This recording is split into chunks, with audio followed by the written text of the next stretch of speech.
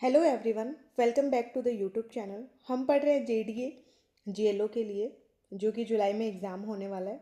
उसका important subject JDA Jaipur development act हम पढ़ रहे हैं, जिसके चैप्टर 9 तक हमने कवर कर लिए थे। आज हमें चैप्टर 10 करना है और अब तक जितने भी सेक्शन हुए हैं उन सब के एमसीक्यू की प्रैक्टिस भी एक साथ ही की गई है, ताकि कुछ भी प्रोविज़न छूटे ना।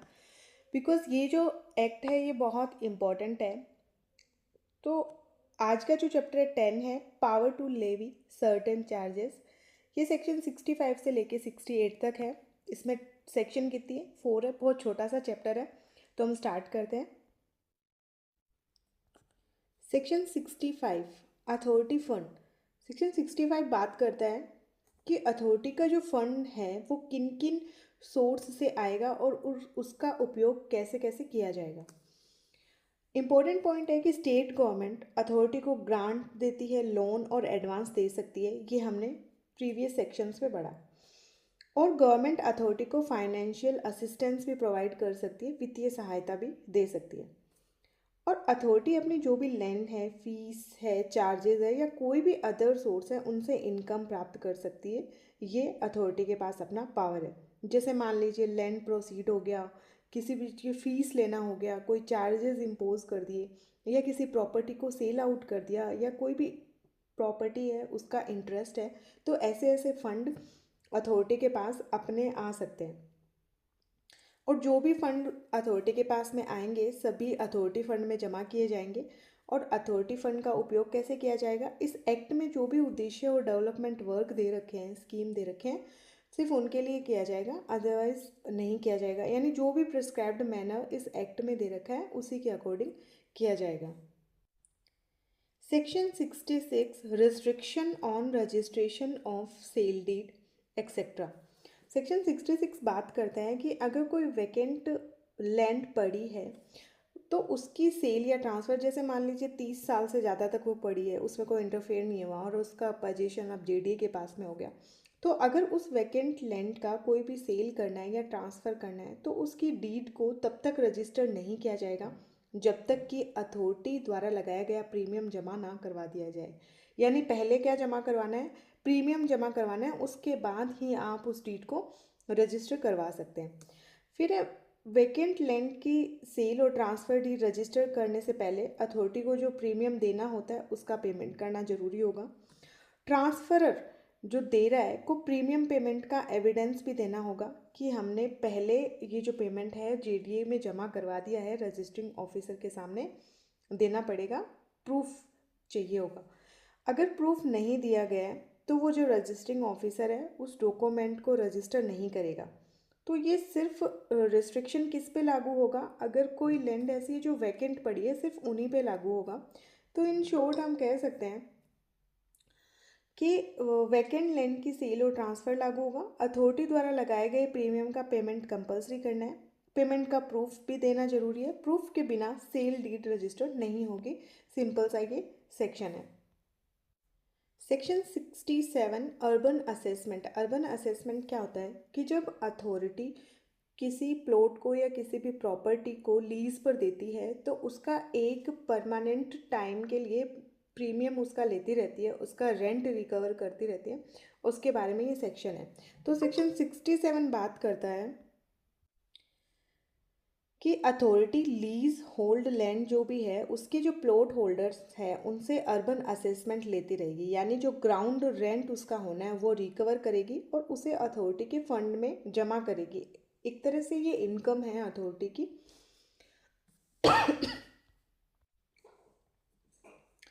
तो अथॉरिटी लीज होल्ड बेसिस पर दी गई लैंड के प्लॉट होल्डर से अर्बन असेसमेंट को कलेक्ट करेगी, यानी ग्राउंड रेंट उनके द्वारा कलेक्ट किया जाएगा। क्या रेट होगी उसका और क्या मैनर मैनर होगा? तो जो एक्ट में दे रखा है वही रेट होगी। प्रिस्क्राइब्ड मैनर और प्रिस्क्राइब्ड रेट लिया जाएगा, किस दर पे लिया जाना है। और ये रेंट उस लैंड पर लागू होगा जो स्टेट गवर्नमेंट अथॉरिटी या किसी लोकल अथॉरिटी द्वारा लीज होल्ड पर दी गई है। अगर लीज पे कोई दी गई है तो उसी पे 67 अप्लाई होने वाला है। फिर सबसेक्शन 1 ये कहता है कि रिकवर किया गया जो भी अर्बन असेसमेंट है या ग्राउंड रेंट है उसका अमाउंट अथॉरिटी फंड में डिपॉजिट किया जाएगा और इस अमाउंट का क्रेडिट अथॉरिटी फंड को दिया जाएगा। तो ये सिंपल सा सेक्शन। अब कुछ क्वेश्चन देखते हैं 67 से रिलेटेड। सेक्शन 67 किससे रिलेटेड है? सबसे पहले तो हमने बात करी थी अर्बन असेसमेंट से या फिर ग्राउंड रेंट से रिलेटेड है। अर्बन असेसमेंट किससे रिकवर किया जाएगा? तो किससे रिकवर किया जाएगा? जो लीज पर प्रॉपर्टी दे दी है उनके जो प्लॉट होल्डर है उनसे कलेक्ट किया जाएगा। ग्राउंड रेंट किस बेसिस पर दी गई है और किस लैंड से संबंधित है? तो किससे लैंड से? जो लीज पर दी गई है, लीज होल्ड बेसिस की बात करते हैं। रिकवर की गई ग्राउंड रेंट की अमाउंट कहाँ डिपॉजिट होगी? तो कहाँ डिपॉजिट की जाएगी? वो अथॉरिटी फंड में डिपॉजिट की जाएगी। सेक्शन 67 के अनुसार ग्राउंड रेंट किस रेट पर दिए जाएंगे? तो वो जो प्रिस्क्राइब्ड रेट होगी और प्रिस्क्राइब्ड मैनर होगी जो भी एक्ट में दे रखा है। अब इस चैप्टर का लास्ट सेक्शन करते हैं हम, सेक्शन 68। सेक्शन 68 अथॉरिटी में charge fees for certain licence और परमिशन। अगर अथॉरिटी कोई परमिशन या फिर लाइसेंस दे रही है तो उसके लिए चार्जेस हो सकते हैं और फीस हो सकती है। तो सेक्शन 68 बताता है कि अथॉरिटी कुछ लाइसेंस या परमिशन देने के बदले में फ़ीस चार्ज कर सकती है। जब अथॉरिटी इस एक्ट में कोई लाइसेंस दे रही है या कोई ग्रांट करती है या कोई भी परमिशन देती है तो उसके लिए फ़ीस चार्ज किया जा सकता है। सिंपल सा सेक्शन है। ये फीस किसी भी लाइसेंस या परमिशन के लिए हो सकता है जो अथॉरिटी इस एक्ट के उद्देश्यों की पूर्ति के लिए देता है। फीस की जो राशि है वो रेगुलेशंस जो भी नियम उपनियम दे रखे हैं उनके अनुसार ही तय की जाएगी और फीस लेने की पावर अथॉरिटी को प्रदान की गई है सेक्शन 68 में। 68 के कुछ क्वेश्चंस देखते हैं। सेक्शन 68 किससे रिलेटेड है? किससे रिलेटेड है हमने बात करी थी फीस फॉर लाइसेंस और परमिशन से। अथॉरिटी फीस कब चार्ज कर सकती है? कब कर सकती है? अगर वो कोई लाइसेंस ग्रांट करती है या परमिशन देती है तो उसके बदले में फ़ीस चार्ज किया जा सकता है। सेक्शन 68 के अनुसार फीस किसके द्वारा डिटरमाइन की जाएगी? तो कौन करेगा? रेगुलेशन के अकॉर्डिंग की जाएगी। अथॉरिटी किस पर्पज़ के लिए फ़ीस चार्ज कर सकती है? तो किस पर्पज़ के लिए? वो लाइसेंस के लिए भी, परमिशन देने के लिए भी किया जा सकता है। हर किसी चीज़ के लिए नहीं, उसमें एक पर्टिकुलर 2 से 3 लाइनें दे रखी है उसी में। अथॉरिटी में charge fee for certain licence और परमिशन, ये टाइटल का क्वेश्चन है जो इम्पोर्टेंट रहता है। टाइटल का क्वेश्चन आ सकता है। तो सेक्शन 68 इस तरीके से हमने ये चैप्टर कंप्लीट कर लिया है। अब हम पढ़ने वाले हैं चैप्टर 11 जो इस एक्ट का सबसे इम्पॉर्टेंट चैप्टर है। इसके अलावा जो अपील वाला प्रोविज़न था, अपील और रिवीजन वाला जो चैप्टर था वो सबसे इम्पोर्टेंट था। उसके बाद में ये chapter very very very important है। प्रोसिक्यूशन, अभियोजन, सूट्स और पावर ऑफ पुलिस, ये सेक्शन है। सेक्शन 69 से लेके 82 तक है और इसमें 14 सेक्शंस है। इसके बाद चैप्टर जो लास्ट चैप्टर हमारा बचेगा 12 बचेगा जो मिसलेनियस प्रोविजन है 83 से लेके आई थिंक 102 तक है। तो इसको पढ़ते हैं हम बहुत ध्यान से। सेक्शन 169 से स्टार्ट करते हैं। सेक्शन 69 वेरी वेरी इंपॉर्टेंट है। Penalty for unauthorised obstruction, very very important है ये चैप्टर कि अगर कोई भी व्यक्ति अथॉरिटी या गवर्नमेंट के जो भी काम है उनमें अगर कोई बाधा डाल रहा है तो उसे पेनल्टी मिलेगी। अथराइज्ड पर्सन को लैंड या बिल्डिंग में एंट्री से रोकना, क्या क्या कर सकता है अगर वो करे? तो एंट्री के बाद भी उसे मोलेस्ट या डिस्टर्ब करना, अथॉरिटी या गवर्नमेंट के एम्प्लॉय को ड्यूटी करने से रोकना, या अथॉरिटी के कॉन्ट्रैक्ट या सर्वेंट को काम करने में ऑब्स्ट्रक्ट करना, तो उसे पनिशमेंट मिलेगा। कितना पनिशमेंट है? तो अनअथराइज्ड ऑब्स्ट्रक्शन पनिशेबल होगा। अथॉरिटी के काम में अगर कोई बाधा डाल रहा है तो फाइन होगा 1000 तक या इम्प्रिजनमेंट 6 मंथ या दोनों। तो कितना पनिशमेंट मिलेगा उसे? 6 मंथ या 1000 का फाइन या जुर्माना। तो इस तरीके से ये दोनों पनिशेबल होगा। फिर है section 70 penalty for removing fence etcetera. तो अगर कोई भी बाड़ वगैरह अथॉरिटी ने लगाई है या बैरियर्स लगाए हैं उनको अगर हटाता है कोई व्यक्ति तो उस जैसे मान लीजिए फेंस या सपोर्ट मटेरियल रिमूव करना या वार्निंग लाइट या मार्क को रिमूव करना या अथॉरिटी के बार चेन या पोस्ट को हटाना, ट्रैफिक रिस्ट्रिक्शन को वोलेट करना, अगर ऐसा कोई ऑफेंस होता है तो उसके लिए 1000 तक का फाइन लगाया जा सकता है। Section 71 penalty for disobedience of requisition furnishing false information, यानी अथॉरिटी ने कुछ अनुरोध किया, सहायता मांगी और उसका डिसओबीडियंस कर दिया है और कोई फॉल्स इंफॉर्मेशन दी है उसके लिए तो अगर लॉफुल ऑर्डर का पालन नहीं करे या कोई फॉल्स इन्फॉर्मेशन दे तो वो पनिशेबल है। अथॉरिटी के लॉफुल ऑर्डर का अगर डिसओबीडियंस करता है या रिक्वायर्ड रिटर्न या इन्फॉर्मेशन नहीं देता है या फॉल्स रिटर्न सबमिट करता है या फॉल्स इन्फॉर्मेशन फर्निश करता है तो कितना पनिशेबल होगा? फाइन होगा 3,000 तक या इम्प्रिजनमेंट 3 मंथ तक या दोनों। तो कितना हो सकेगा? 3 मंथ या 3K या बोथ। तो ये सेक्शन तीनों ही बहुत इंपॉर्टेंट है, 69, 70 और 71। तीनों सेक्शन से रिलेटेड MCQ कर लेते हैं। इनके टाइटल के क्वेश्चन बहुत इंपॉर्टेंट है। सेक्शन 69 किससे रिलेटेड है? तो किससे रिलेटेड है? ये अनअथराइज्ड ऑब्स्ट्रक्शन यानी अनअधिकृत बाधा से संबंधित है। क्वेश्चन 2, किसी अधिकृत व्यक्ति को प्रवेश करने से रोकना सेक्शन 69 की किस उपधारा के अंतर्गत आता है? तो किस में आएगा? ये क्लोज फर्स्ट में ही दे रखा है। सेक्शन 69 के अंतर्गत अधिकतम जुर्माना कितना है? कितना हो सकता है? 1,000।